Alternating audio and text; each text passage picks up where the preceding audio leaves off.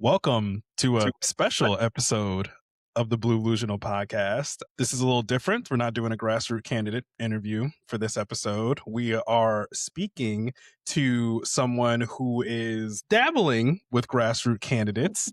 And why don't you just introduce yourself, who you represent, why we're talking today, ma'am? Yeah, absolutely. Thank you guys so much for having me on. Really appreciate being here. My name is Keira Havens, and I am the executive director of Citizens Impeachment. We're a grassroots advocacy group. We work with, thank you. We work with citizens across the United States. We have members in every single district, and we tell those members how to effectively pressure their reps to take action. And for us, that action is impeachment. It's in the name, it's what we do.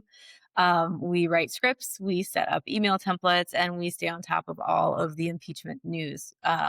It has changed a lot from when we started. There was no impeachment news when we started back in April of 2025. Nobody had really got it in gear. Nobody was really taking action against the administration to hold them accountable. And through the efforts of this organization and the truly egregious unconstitutional behavior of the Trump administration and his enablers, we are now at the point where 100 reps have co-sponsored articles of impeachment against Kristi Noem. The reason we got to know some of the courage candidates that y'all have already interviewed is because when we were having conversations with offices of incumbents, they kept telling us to wait till the midterms. So, okay, we're going to go find some people that are going to be in the midterms that are willing to talk about impeachment now. So that's where it started. Yeah, because we can't wait till November to do that. And I mean, technically they start in March, but we need to get the ball rolling now. Oh, yeah, but it's truly like an amazing statement. We need to wait till the midterms. Like, what, are you going to just show up after the midterms with a plan? Like, where is it now? Right? You have to start somewhere. You got to start building it and talking about it. And it has been, in April of 2025, they wouldn't even say the word impeachment. It just, and we were like, why? Literally, why? Yeah. Like, impeach him now.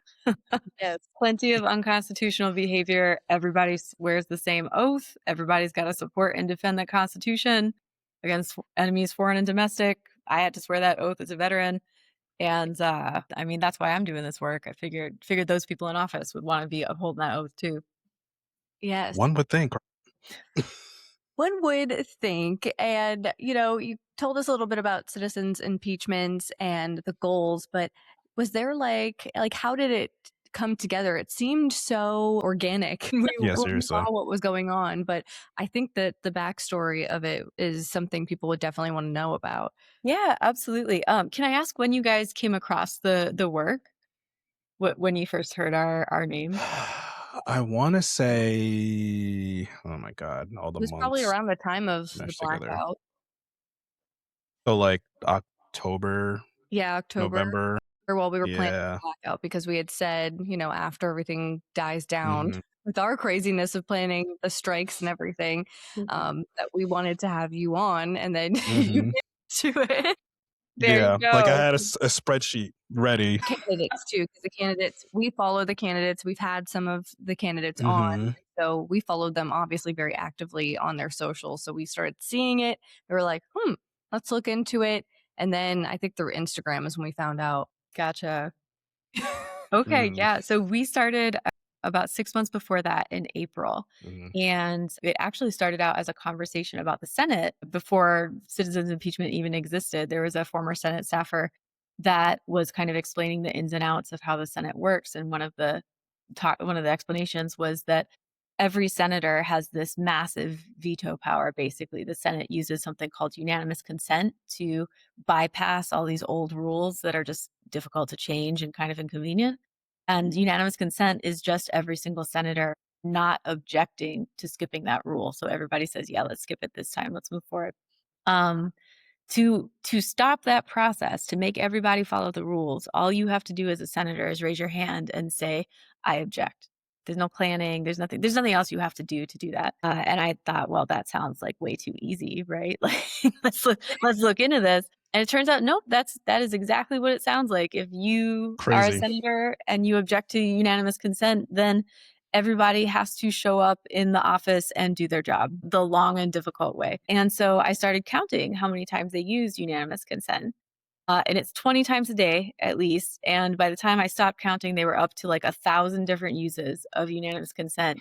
They used it to applaud Mitch McConnell for retiring. They used it to say congratulations to like a college team for winning a championship. And they also used it to just like move on through nominee after nominee after nominee to the point where to the point where they had confirmed more nominees in the first like 3 or 4 weeks of the administration than in like Biden and Trump one combined. So I was tracking it. yeah, Yep. absolutely, right? Feels like years ago. A million years ago, decades ago, right? Ancient history. So we started talking about it. I started putting up counts and little graphs and stuff. And this is how many times they used unanimous consent today. And the craziest thing was that we actually saw the Senate start to use that language, right? Like Elizabeth Warren had a big headline that said, "We do not consent." But she did. She had done unanimous consent like 500 times at that point. So it became like, it was just the two of us talking at that point. And so we weren't going to move the Senate off their mark, that we could change their language, but they weren't going to stop using unanimous consent. And so the next step was impeachment. That was the next lever that you could pull. And that one you could pull with the House of Representatives. And that was a lot more accessible, right? Because you have smaller districts, you can get more people. If you can get, 500 people to participate in an action, have everybody send their representative a letter at the same time,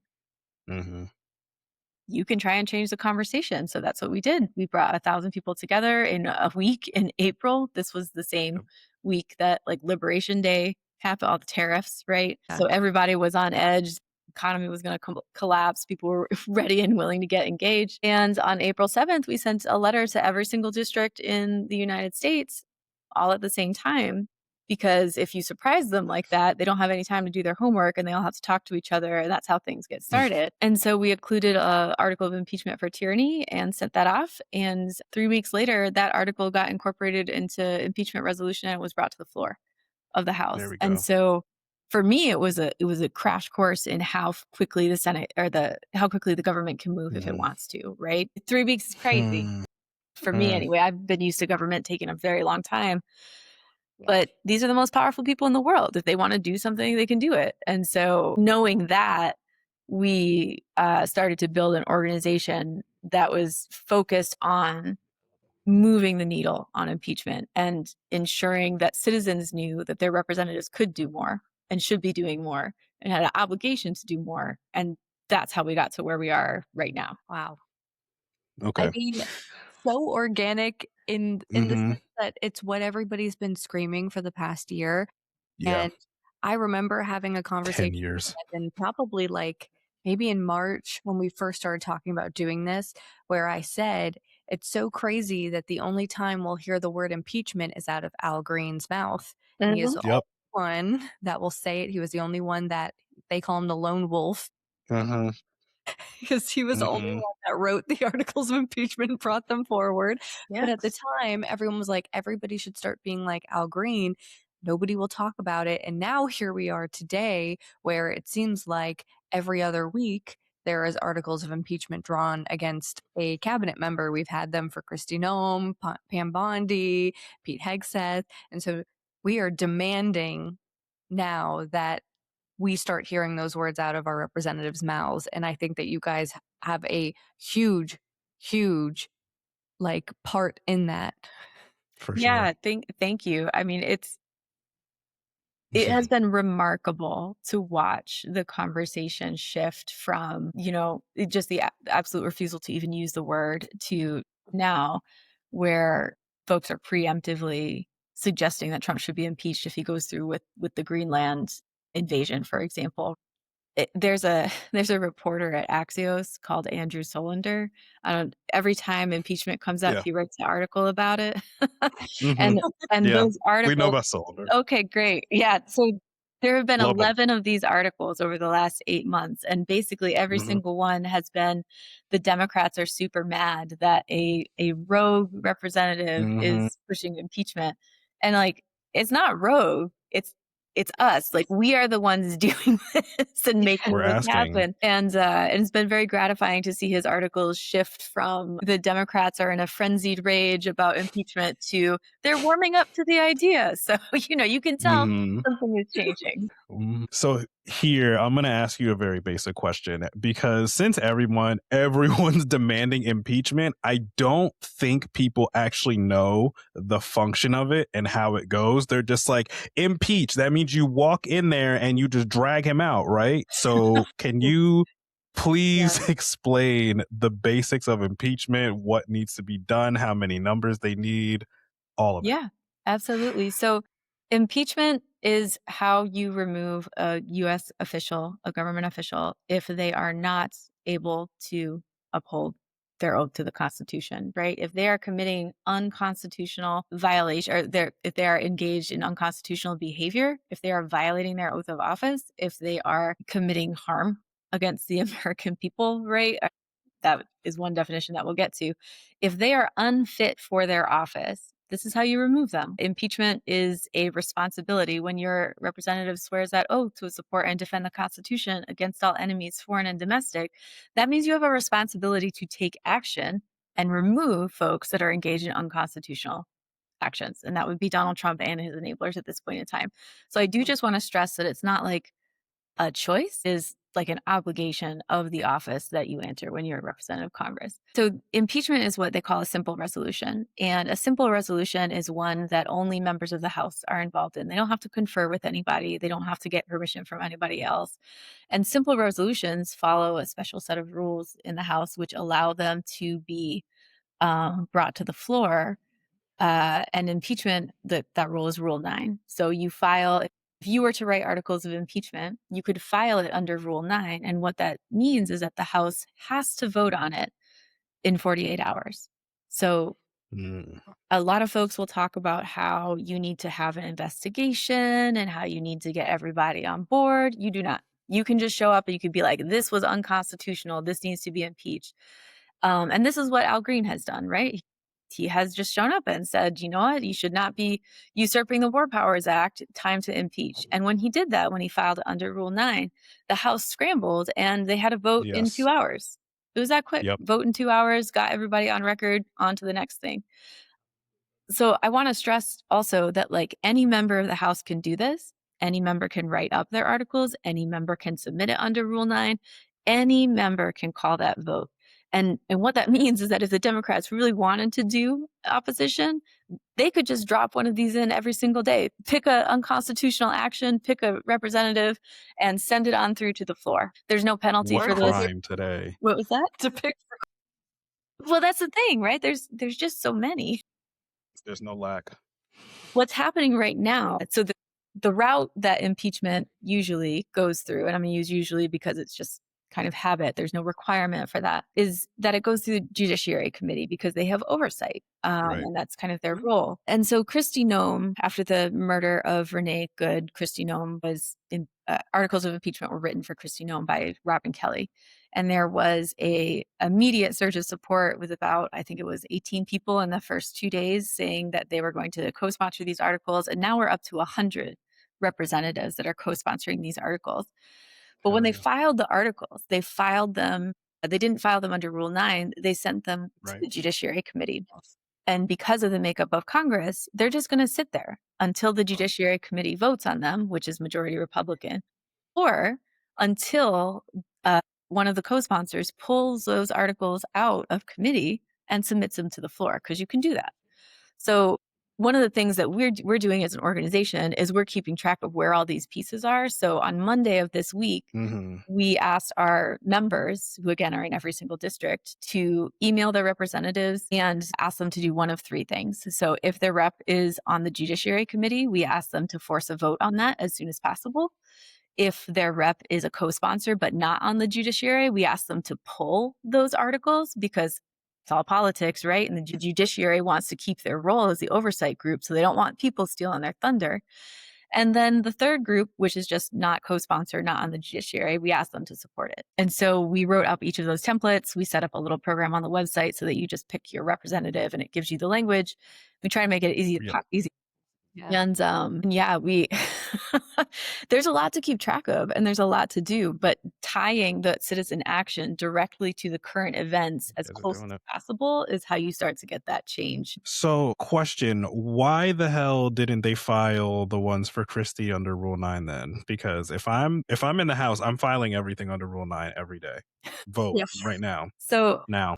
yeah, this is all gonna sound real petty and catty, and it's all conjecture because I do not work in the House, right? So I will just Mm, say that.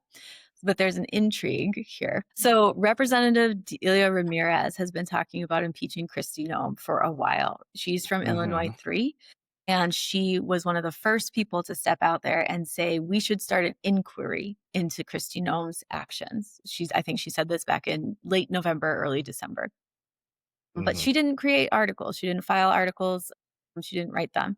She just asked for an inquiry. Then in January, when the murder of Renee Good happened and Representative Kelly took action, Representative Kelly said she was going to file articles of impeachment. And 2 days later, she wrote them up and they were there. And, good on her for actually taking that action. Mhm. Asking for an inquiry is not the same as asking for impeachment, right? So there's a little mhm, bit of thunder stealing there. Your neighbor in Illinois too just did the thing that you had been talking about but not doing for a while, right?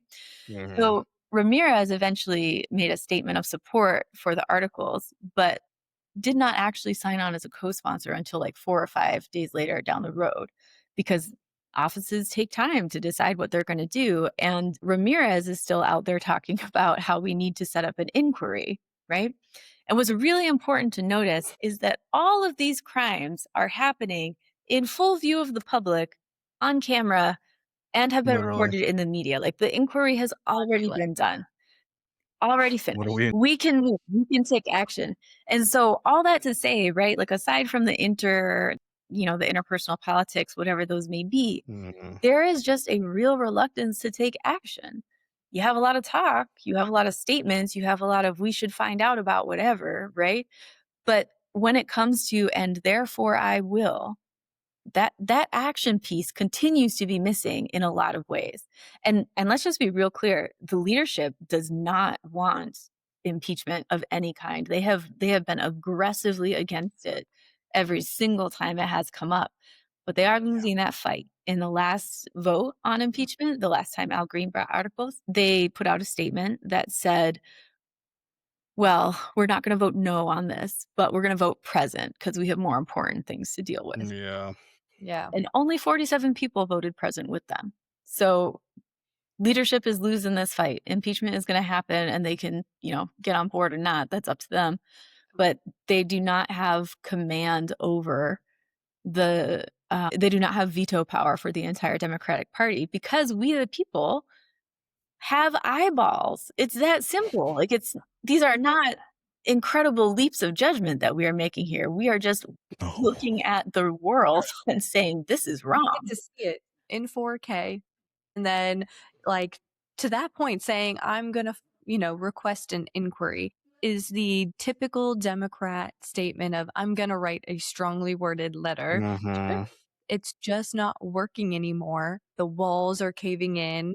And we say we can't wait till November, but if it gets to that point, the rest of us who show up at the polls to vote are going to vote for the people that are not going to write strongly worded letters that are actually going to do what they say they're going to do. So, yeah, to your point, I think a lot of them realize those walls are closing in and they have to start talking about it or they're done. They're on notice. They have 30 minutes.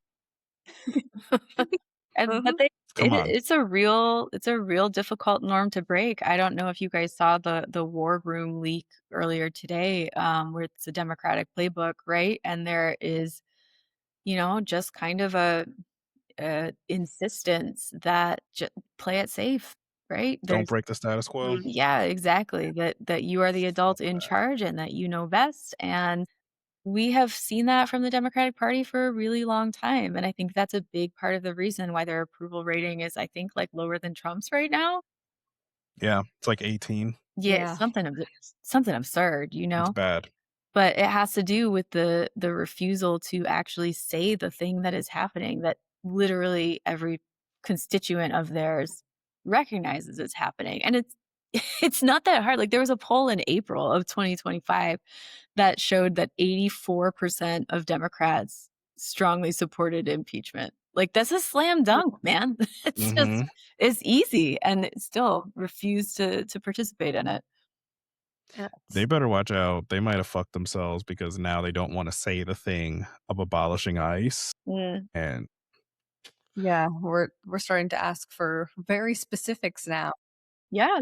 Well, and we 2 things. recognize it, right? Like, we can see the coordinated absence of, like, a really obvious statement. Mhm. It's like, Like, why do you wanna say that? you all huddled together and you said, "Let's not say the thing that they're screaming at us for every single day." That Mhm. that's what you came up with? Okay, got it, Yeah, it's just got not it. gonna work. But if articles of impeachment are drawn up, they pass in the House, does it go like a normal does it then go to the Senate? Like, Oh, yeah. what happens after the House? Yeah, Yes. absolutely. This is the So part. yes, this is the part, right? And this is one of the arguments that we get a lot, right? It's like, "Oh, well, we impeached him twice and it didn't do anything," right? So the House did impeach twice. They did their job. Mhm, Where that failed was in the Senate, where they had to convict, mhm, right? That was where the failure mhm. was. And you do need 67 votes Yeah, to impeach in the Senate, and that did not happen. I think we had 57 for one and maybe 61 for the other, if I remember right. Uh, what's different this time, in my opinion, is that this time around, we're not counting on the government to do this themselves. Our organization now is about 10,000 strong, actually probably a little bit bigger. We've had a really big surge of growth after the murder of Renee Good for mhm. obvious reasons, right? And so once we finish getting the House on board with impeachment and accomplish that, then we are going to turn right around and focus all of that energy on the Senate. Need that. We have a real confluence of events happening here, right? Midterms are coming in real hot. We have an executive branch that just cannot stop doing incredibly cruel and unconstitutional things on camera, and we've Mhm. got a sea change, man, for people right now. I can't even describe the difference between last week and this week in terms of what folks are willing to do to stand up for their communities and the country and the democracy. We're It's been a shift. really seeing a difference, and like you said, Devin, folks are gonna have to get on board or get out of the way. Mhm. Well, yeah. Yes, Yeah, we don't have time. quite literally. I mean, Mhm. and I think that's what is missing on a lot of things that we've realized is we focus obviously you focus your energy on the House because there's so many of them. And so it can be, and we've got Mike Johnson, obviously. Big Oof. roadblock is Mike Johnson. So when something passes in the House, I think so many people automatically in their brains go, if it passed in the House, it's going to pass in the Senate, right? Because it was really Mhm. hard to pass in the House, so might as well just pass in the Senate. And we're seeing what we're seeing right now with the ACA subsidies getting extended, where it passed in the House and it hasn't moved. It's at the Senate, it hasn't moved, and in a week we'll be back in another government shutdown. So I think we Yay. trail off and we don't put a lot of pressure on the Senate. And I think that for you saying we are going to take all of the energy and put it at the Senate is something that is so needed. Well, and Yeah. this is something that the way this is structured is it's all at the district level. Everybody is organized by district. And what that means is, we know what districts are in which state, right? And so rather than having smaller targeted lists for the representative, which is a big help and really does, bring people in contact with their government, we're able to aggregate all those people to a size that actually makes sense for the Senate, which has an entire state to listen to, right? For a senator to be like, "Oh, these people are legit and they're for Mhm. real." And I fully expect to have the same conversation with the Senate that we have had to have many, many times with the House, which is, "Oh, I'm sorry, you have to listen to your constituents." It's your job. Yeah. No, it looks like you're gonna have to do your job this time. Yep. And then, like, after that, after the Senate, say they convict, are they taken on out in handcuffs? That Wha what do we got? What are we the getting? the conviction, so we have not actually convicted anybody. So the idea is that Yeah. once they are convicted, yes, they are removed from office and they leave that seat. We have already seen what has happened when we have asked this man to leave this seat before. So we Yeah. are, Gonna have a boy, sequel, huh? yep. We're gonna have a sequel, aren't we? Well, I think it's better to do it this way and to have the weight of the government and the country saying they're Yeah. categorically rejecting this wannabe tyrant Mhm. than it is to crush fingers and hope that he leaves at the end of 4 years. Yeah. Yeah, exactly. Mhm. Here you already answered what Rule 9 is, but besides all of the sycophants in the House right now, is there anything else that's like gumming this up that like would be an obstacle to getting the House to impeach? Yeah, a lot of it is just not believing in your own agency. I mean, I don't really know any other way to put it. The arguments Mhm. that we hear are pretty similar across the board for everyone, right? We don't have the votes. Like, okay, man, politics is your job. Go get them, right? That's one. We, Find them. He uh, got to ask it. y- Find me the votes. Mhm. yeah. I mean, there's a lot of times we'll be in conversations with folks as part of the meetings. One of the things Citizens Impeachment does or tries to do is that if you as a constituent get a meeting with your representative, we'll be there. We'll show up to talk with the staffer and keep the conversation on track. So we talk to a lot of different offices in a lot of different capacities. And one of the things we hear a lot is that, we agree with you, we just can't do anything. And I mean, that's just a lie. So you gotta call Yeah. them out on Yeah. that one. There's also sometimes people feel like they don't actually see citizens showing up at their office. I was in a meeting with Representative Peters' staffer, and the constituent had just shared, they were scientists, and they were just sharing how, they've watched basically their entire career be stripped from them because the grants are all gone. Their colleagues aren't getting visas anymore. Mhm. The universities are losing funding. And basically, the staffer just told this guy, the representative sleeps well at night. Sometimes it really is that callous, Mhm. which is why I have a lot less shame in making demands heard now, because it's really clear that there's a lot of insulation that we have to get through. Mhm. Yeah, seems they're dedicated to playing in our faces. That's a good way to put it, honestly. Yeah. I was really Yeah. surprised that they just straight up said that in front of me and a constituent, like, with 2 people there, right? Like, It's wild. yeah. That's wild. Say that again into this into this recording. Yeah. Repeat that. Yeah, it was an I didn't like that. incredible truly an incredible experience. There is that sort of condescension that we were talking about at the beginning, comes through loud Yes. and clear every time you try and reach Mhm. out to them. I mean, just on Monday, we did an event, walk out of work, walk in Yep. to your congressional office, right? Yep. We did We're that. still Yep. collecting information, but we had at least 100 folks try and do this effort. 25% of those offices were closed, some of them deliberately because of the event, some of them because they called ahead. Mhm. And then another 25% of them were open, but just refused to see the constituents, like refused to talk to them at all. And so that's half of your congressional offices on some random Tuesday just completely cutting off contact with constituents. And if they're going Mm. to ignore people who are showing up in person, how much easier is it to ignore the phone calls and the emails? And it's a full-time job getting through that. People needed to see that. I mean, this happened to Devin and I on Tuesday Oh, did separate. they? Yeah, so we did Senator was no one's home.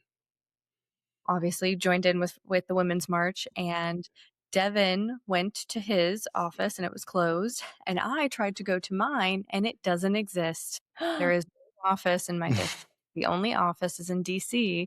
There is no physical office in my district. It took me so long to find one address that I thought might be it, and it's an eye clinic. That's Oh. crazy. This is Nobody the was all of these he was home at my senator. So I went all to the of these Department of systems Justice, are one broken. receptionist. Mhm. How are they all broken? How All do of you them. not have an office in your district that you represent? Who's Where are your your representative, Casey? where are my taxpayer dollars going to? Yeah. They Which all work which from which representative was that? Can I ask? Corey Mills. Corey Mills. And which senator, Devin? Um, The Blunt Rochester. Okay. That was surprising for me. yeah, Yeah. They don't. Hmm. That's it's that's what we needed to see, though. I Yep. think Yeah. a lot of eyes were open that day because so many people were like, "Okay, the office is closed on a Tuesday. It's not a holiday. Why aren't Regular day. they open?" So many people are like, "Why doesn't my representative have an office here? That doesn't make sense." Or to your point, they have an office. It's open. They refuse to talk to you. Yeah, we Yeah. had to see that up Yeah. close, I see. honestly. It's like, Well, "Oh, you're dedicated to playing in our faces. You think you're a celebrity. You don't think you have to be here. That's crazy." that is wild to me. And I mean, boy, it is super frustrating, right? And it does kind of Mhm. it makes sense that they're not listening to the polling and they're not listening because they're just not listening to the people, right? They have other things to do, whatever those things are. And I'm actually really Insider glad. trading. Yeah, I'm really glad to hear that. I mean, it's a sad thing, right? But I'm glad it wasn't just us. I'm glad we because there's always when you do an event like that and you hear like this didn't work, you think, well, was I supposed to do something else? Was I supposed to plan something differently? Was I supposed to, right? But no, they're just not open. They're just not doing the Mm, work. I and think it we planned perfectly to say, "You guys need," yeah, because you guys need to know what your representative or what your senator or, you know, you just need to see what they're doing because so many people have never been there, like, Mhm. never been there. yeah, So how if I never been there, how was I ever gonna know it didn't exist unless that happened? And that put a whole new fire under a lot of people's asses to yeah, say, I'm annoyed. Yeah. "This is not working. Why? Why wouldn't you have an office? Why wouldn't your office be readily available to your constituents?" And it's Where's frustrating, your staff? but I truly believe that people had to see it, had to experience it, and use that to get them to go to the polls. Yeah, that Yeah, I hope this gets I mean, I hope it gets into the media somehow, that like the legacy media, right? That you just Right. don't have a district office you can go to. Mhm. Mhm. They got a wild. mouthful for me on the phone. And it sucks too, because it sucks because it's kinda on us too, because we haven't been so engaged and we kinda let it Oh my gosh. So this slip under the rug from us. I mean, okay, I understand what you Definitely are be. saying there, right? But also nobody goes into the offices every week. That's a job of a lobbyist, right? Like that is Yeah, a full-time yeah, job to stay on top of these things and these specific issues. You would Mhm. hope that the people you elect based on what they had to say do the job that they are telling you that they will do, right? And like, yeah, it hasn't been that way for a long time, but I think we are just now realizing how deeply, deeply, deeply broken the system is in a very like mhm. visceral kind of way. The information that we just set up a little poll, right? And I can give that to you guys if you want to fill out your information too. Yeah. We had one Yes. person who has gone into that office once a month, and we had 4 people that have been there once a year. And everybody else, the other 100 people, have never been in there, right? Like, it's just not a thing Mhm. that we do. And so we're really building, like, a brand new culture of Yeah, engagement, and, I mean, let's be real honest, like, the reason that this has to happen is because we're not being heard in any other way. Yes. yeah. Leads perfectly into the next question. You Mhm. were a former Senate staffer. Not me, the gentleman that I started the group with, so this was not actually me. Wow. Okay. So he was a former Senate staffer. Okay. So has he talked about any specific ways that we as constituents of our districts can get these representatives to listen to us? Because like we're all saying, we're not being represented or heard. And is there some special secret formula to get them Yeah. to What's the listen? sauce? So, he had to step away from the organization in June of last year for personal reasons, but, Mhm. I learned a whole lot from him about how it operates, how that system operates, and basically, you have to get them on record, and you have to make that record public, and they do not wanna go on record. They do not want to So give you a out them. date. What was that? Out them. Yeah, outbound, right? And the way you do that is you go to their press secretary with a request, right? And you say, "Press secretary, does your boss believe Donald Trump should be impeached? Yes or no?" You have 24 hours to respond. And then you put it on a website, and then you do a media push around it, and you make really clear that if you don't hear back from them, they're going to be a non-response. And they won't take you seriously the first time you do it if you're not a real outlet, right? It was Okay. it was very surprising that we got as many responses as we did the first time, but the reason we got those responses was because every single representative's office got the same inquiry at the exact same time. Time. Because what happens is they call up their friend and they're like, "Do you see this?" And they're like, "Yeah, we do see it." It's not just one person, it's not just some random request, it's an actual no shit organization showing up Uh-huh. to ask you a question and they wanna answer. And that Who is did what this? moves the needle. And it's incredible to me. It's still incredible to me that this is how it works, right? And so we've Mhm. expanded on that since then. Not only do we talk directly to the press secretary, we talk to the legislative director, and the legislative director gets instructions. This is how you should do the legislation as something from a Mhm. constituent, right? We learn and try and learn those rules. The press secretary, we still make a request for comment every single time we have a new impeachment article. So we did that for Christino. And we're after this debacle with the closed districts, we're gonna figure out who the leaders are of the district offices too, so that we can get straight to them. Because you know what the other thing I learned was if you as a constituent send a letter in through the contact form on the website, Mhm. you know how you don't ever get a response that matters? Yeah. It's like a Yeah. PDF Yeah. that shows up 4 months later or whatever, right? Yeah, good shit. That is because constituent correspondence is its own separate thing in the office that is not connected to any of the people that do the actual work. So Right. constituent correspondence gets a form letter that has been prepared because that's its actual job.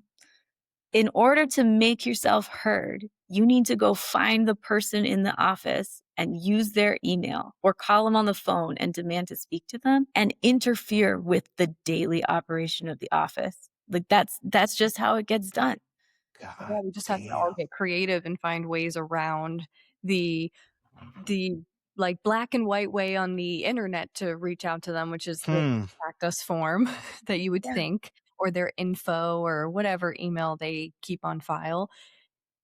We got Drop some gems. around that, obviously, Oh, which we gotta hit all the press secretaries. Yeah. So and I mean I've said this before. I did a lot of work with Palestine before this, right? And Mhm. I am happy to help y'all like anybody in a movement, I will help y'all replicate this setup for whatever it is that you want to do. It is a full-time job. There's no way to do this without constant monitoring because they will do the most to not get on the record and to Yeah. squeeze out. You'll get folks saying that you'll get people saying like, well, I'll refer you to the statement that the rep made. And the statement does not say anything about impeachment whatsoever. Mhm. And you have to be like, well, I think you misunderstood the question because this does not answer it. And they won't respond to that to parent either. them. Right? I don't It's super think you heard cringe. me. But this is the job. The job is just saying not sufficient. Try again. until Come on. Yep, until you get to the point where they actually engage with you like an actual person, like someone where they're not just trying to like get rid Mhm. of you and move you along. Yeah, and give you the corporate answer. Ugh. I know, Yuck. It's not real sick. great, I gotta say. I and That's you my favorite part of this is yeah. just Yeah. saying. So you Thank had asked earlier, like, what is the thing holding people back, right? And I mean, it is a real like normalcy bias. The job for a lot of people in a lot of the offices really seems to be to convince you that like, yeah, they heard what you had to say, but also the rep is pretty good, you. right? And if you just refuse to buy into that narrative, and more so if you refuse to buy into that narrative in like a real straightforward manner where you just say, I'm very sorry, that's not good enough. What will you be doing next to take care of this issue? Yep. And when will you report back to me on it? Make them give you a date, give them homework, right? Mhm. That's super concerning to them because they are not used to that. It's the follow through that and the consistency that gets to them. So that's a good segue then. So when the courage candidates do get into office, what's the plan to hold them accountable? Yeah. Yeah, it's so yeah, like I said, the courage candidates came out of well, if the incumbents aren't going to talk about impeachment now, who is talking about it, right? Um, and what they committed to was they committed to the articles of impeachment that we have, which are for tyranny and for treason and for obstruction of Mhm. justice, and they committed to introducing those articles on day one, right? So that's the cohort is going to do that thing. That's going to be a real easy thing to figure out if they Oh, did it yeah. or not. I don't have to like wait for a long time. We don't have to figure out if like, there's no secret 12D chess move happening. You have either introduced those things or you haven't. So we'll know right away if they're going to stick to their Yeah. promises. I will say I've been super impressed by the conversations that have been having. These are not people who are afraid of action. It's important to remember that these are like the most powerful people in the world, some of the most powerful people in the world in the House, right? They are sitting representatives of the US government. They have a lot in terms of resources and power. And what's missing right now is the will.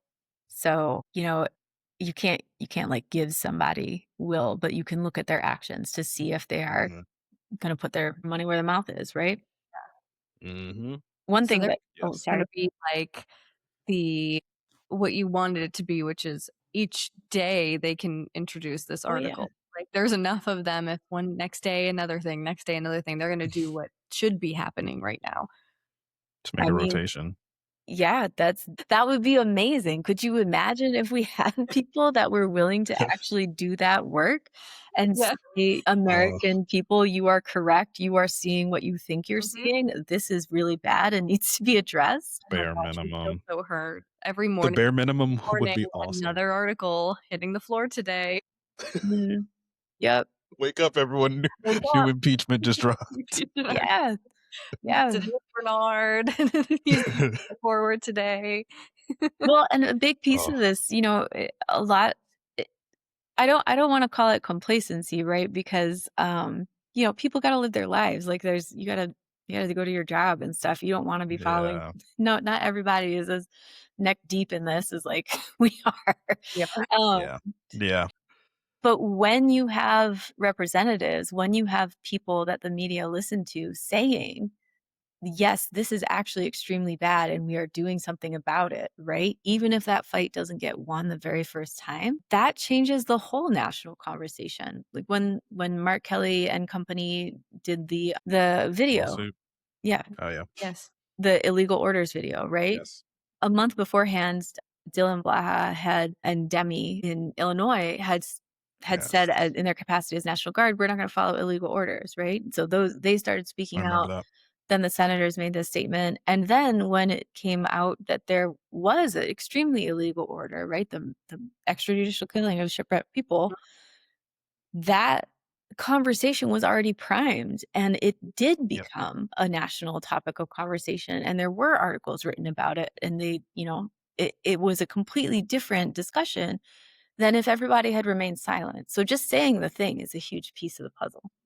Mhm. Mhm. Yes. Yes. Not a lot of people are yeah, neck deep in politics, but this year we're telling everybody is one of the biggest years for a path forward for change through Mhm. our right to vote. And now more than ever do people need to pay attention, and you have a chance in a couple months to vote for the representative you want to see go head to head with a Republican in November. And these are questions you should be asking. You should be asking your candidates, are you on board for impeachment articles? And that's a yes or no answer. Are you Mhm. on board to abolish ICE? Are you on board for, like, these are the questions we need to ask now. And what Citizens Impeachment is doing is, for one, doing the core work of creating the articles, getting everybody involved so that they, as constituents, can also reach out to their representatives. But on another level, it is an easy way for them to go find the candidates that are saying those things, because not a lot of people have a lot of time in the day to do all this research through all looking through videos and everything, if they can just go to Citizens Impeachment and see if they can find their candidate on there that has fully endorsed doing it, that's also sufficient for I them. mean, Perfect. all the purity politics lovers can honestly just go there. Like, hey, you want them to say the super secret magic word that you've been begging for? These people are saying it. Uh-huh. There you go. Yeah, Can we well, stop and the this bullshit now? well, and that's really, I mean, this is it's such a simple thing, right? Like make them afraid for their jobs. And Yes. it's actually, I mean, it really does seem to be the thing that they respond to, which is kind of bonkers because we have not, it is a low bar, let me say that, right? Like when we brought them together, it was like, will you impeach this guy? Right? Like that's check, you're good, you're a courage candidate. And since then we've Sick. we've added a few kind of really obvious concepts. One is that you're anti-corruption, one is that you're Mhm. pro-democracy, one is that you're anti-oligarch, and one is that you're anti-authoritarian, right? Like, don't be a Nazi, don't be be an unelected billionaire messing up the Pretty Yes. low bar. so low, right? And I mean, seriously, any candidate that can clear that is going to be a courage candidate because that is the state we're in right now. We don't have like anti-corruption piece of it alone is enough to keep like a lot of incumbents out of play. It's the same thing with us. We're like, you take corporate money, you take APAC. Yeah. All right, you're cool. Okay. You're good. You're good. You're Nice good. job. Way to be a Who'd you vote for? Okay. We have to ask these hard questions because apparently the people who we voted in the past that have been in office for 10, a lot of them 10 plus years, we are coming to find out are bought and paid for by large corporations who dictate the way they vote. And it's sad that it took this long for us all to realize that, but it took us getting a dictator in office to pull the curtain back on our government.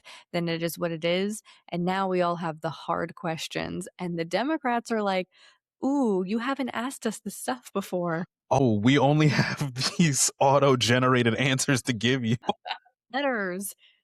Ooh, that's all I Ooh, got for you because I get money yikes. from this company, and if I do this, then I'm not getting the money, my donations. So If I upset them, I can't insider trade on the floor anymore. on the Ooh, floor. don't ask If me questions.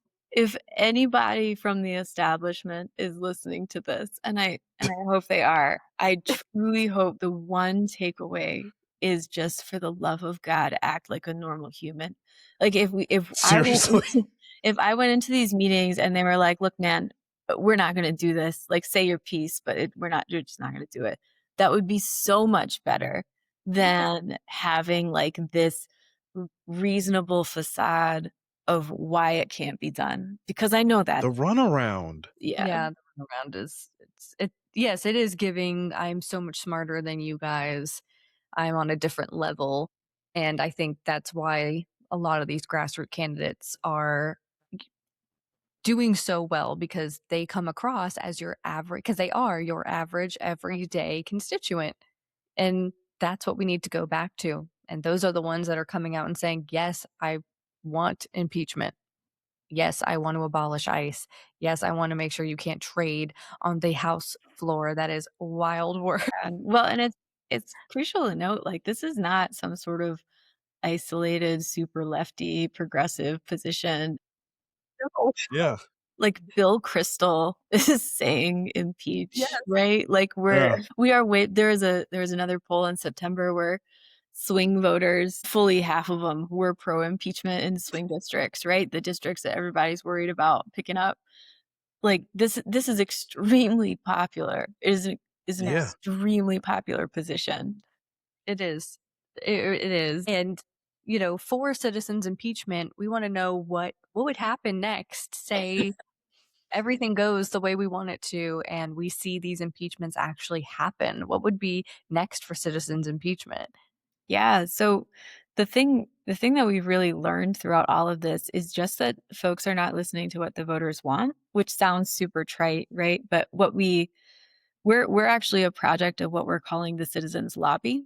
That's Mhm. actually the company that we started, the LLC. And Ooh, I'm the sold. the idea is real simple, right? Everybody else has a lobbyist but us.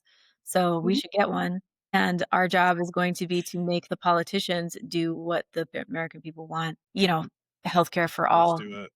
is Let's do 60% it. majority. Sweet. We will take Fucking that do it. up. We will work the same pressure campaign and we'll make it happen. Like that's the work itself is not actually that, but like it's a lot of like logistical work and you Yeah. have to be on top of it all the time.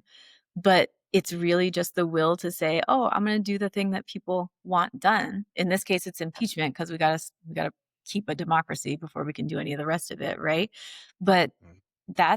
that's actually what we're doing is reconnecting the government to the people it governs, in my opinion.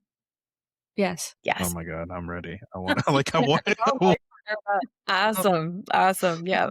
I feel like I could run through a brick wall. I know. I'm like, let's get it done right now, and then once we get our shit back, we have to be watchdogs. Like Yeah. we have to make sure this does not happen again.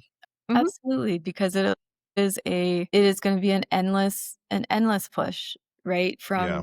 From corporations, from groups that are more interested in their own personal Yep. benefit, whether that is like Yep. a specific piece of legislation or some type of lobbying outcome or whatever. We do need it. Theoretically, the citizens lobby should be the people we elect, right? Ideally, that is what they are. But until they're that, that's what we're going to try and do. We got to gentle parent them until they leave the Get them in, get everything fixed, I and gotta then say, I don't have kids. I don't know about the gentle parenting thing. Like I much more of like you gotta train for the for this championship that you're about to go into. You have not worked hard Yeah. enough. Like let's get back Mhm. run another lot. chop. Yeah.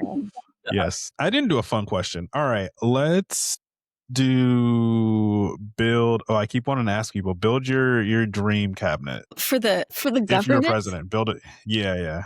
Oh Or my just the gosh. government. Yeah. Just somebody who's not a dipshit at this point. I mean, that would be awesome. Yeah. Right? Like it has been a long time since we have had like truly competent people. It is a bad habit of mine that you fixate more on the people that you really want never near the political machine again. I would like Lena Mhm. Khan to come back and put her anywhere. She's great. Yep. She will do all the good She's on things. Zoran's team, right? She Yeah. is now. Yeah, she's part of his Yes. transition team. They're pissed. No, that's She's good. pissed. Yeah, she's a good example of like a super effective Yeah. person that knows Ooh, how that's to a work the solid system pick. for well or like for good. There was a guy, and I wish I could remember his name right now, but he used to be in acquisitions for the military, and then he was part of he was part of the auditors for the DoD. I want that guy back. They got him out of office because there was like I think he saved something crazy like $500 million in taxpayer money. And then they got him on like he accepted a plane ride from somebody that he shouldn't have or something like that. Ugh. But I think we need more like we need that guy and all his friends to come back and start doing shit Jesus on the DoD. Christ. It's But Eric Adams is fine. let me just caveat that and just say like I am a veteran. Like I was in the Yeah. military, but that place has never passed an audit. So No. It hasn't.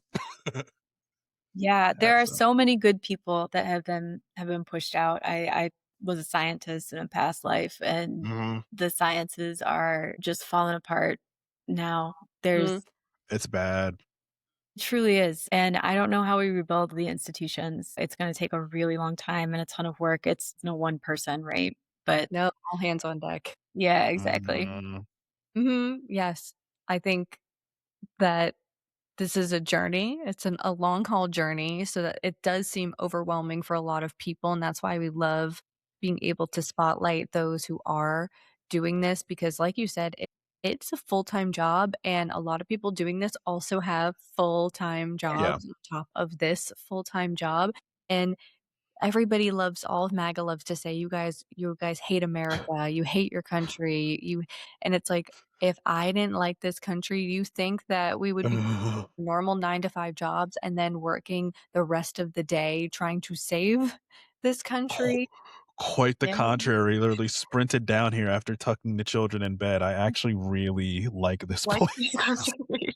And so we have to highlight candidates. We have to highlight people who are starting their own, kind of like PACs, lobbyists, organizations, coalitions that are coming all together with one main mission, which is to save this country from being Yeah. literally demolished. Yeah, absolutely. I think it was Baldwin, right, that said, like, "I love America, therefore I'll never stop criticizing her," something like that. I mean, Yes. yeah. I mean, it's the First Amendment too. Like, Also, that can't shut us up. We get to talk about how mad we are all the time. Yes, yeah, yes. it's That is true. not a Yeah. problem. Kira, we want to It's not a thank problem. you for coming and speaking with us on behalf of Citizens Impeachment. We are giving our full 100% support. We love the candidates that are backing this. We truly believe that this is something that is going to turn into something very big. And I'd love to see it turn into something big before November. Absolutely, we're working on it. The way you guys do that is helping us sign people up, so we'll put them Yeah, to work. We'll be gotta get sending you the people signed people. up. And Beautiful. before we go, we want to let you kind of shameless plug Citizens Impeachment, where people can go learn more about it, get involved, all the good things. Go ahead, shameless plug. Awesome. So yeah, citizensimpeachment.com. We're on all the platforms everywhere. We will help you find your district if you don't know it. Our only request is that you sign up to take action. It is not a petition. It is not a news service. It is action oriented request because we need you to actually speak up, use that voice, let your representative know that you are their boss and they need to listen to you. Movements require movement. There you They do. go. Yep. All hands on deck. And so we want everybody to go to citizensimpeachment.com and sign up, figure out where your district is. If not, she said that they can help you. Mhm. And you should be actively checking it. You should be, and you guys, your socials, are you guys all Oh, on yeah. all platforms? Mhm. Yes. So we are Instagram and Blue Sky are the places we're most active. We do have our presence on like the Facebook stuff and threads and TikTok, but it's just a little bit we have more conversations on Right. Instagram and stuff. And Okay. just so everybody knows, we ask people to take action once a week on Mondays. And then if there's an extraordinary event, right? If there is if there Mhm. are impeachment articles that go through or there's a vote that happens or something like that, you'll get a couple additional emails from us asking you to take action around that. But we don't it's just like me and and the other volunteers that are doing this. We Mhm. don't sell your information. You can sign up using Big Bird as your name if you want. That's totally up to you. All we want is to give you the tools you need to be heard by your representative to reconnect those two pieces, the government and the people being governed. No notes. I'm No ready. notes. I'm ready. It's just Awesome. something. Ready. Yes, we've been so excited to watch the journey. And I mean, we're just so thankful that you came on and spoke with us and are giving people a platform to finally feel like they may be able to have their voices heard is just something that we always want to spotlight here on this channel. So we thank you Absolutely. so much Thank you so for coming much. on. And we hope that, I mean, if there is some big movement, we'd love to get you back on to hear more about anything being drawn up that you truly think might stick. Yeah. Oh, yeah. Yes. Update. Call me in anytime and just everybody is doing so much right now to protect their people and their communities. And we're trying to make it as easy as possible to do this one fundamental thing so that the rest of the stuff can get better because nothing's going to get better till this guy's out of office. Hmm. Yep, exactly. Yes, we all think the Exactly. same thing, and it's great to know that you're not crazy if you think that impeachment is out of reach. No, it's not. The Yeah. No. polls, the numbers are showing we've got citizens impeachment. There are so many people backing this, candidates backing this. It is not a crazy thought to want to impeach our president and the cabinet. That is not a crazy thought with what's happening right now. And Absolutely. so the Bare more minimum. support behind it, the better. Point blank, period. Let's do it. All Let's right. Well, do it. thank you for coming on, Kira, to the Blue-Lusional podcast. And we hope that we're going to have you back on pretty soon. Fingers I crossed. hope so too. I hope we see something big happen and we can move on to the next phase. I'm excited for it. Yes. All right. Well, thank you all for tuning in, and we'll see you guys on the next interview that we have. maybe with a grassroots candidate, maybe with somebody else. We're branching out now. We're talking to Bye, people. everyone. Bye. Good folks.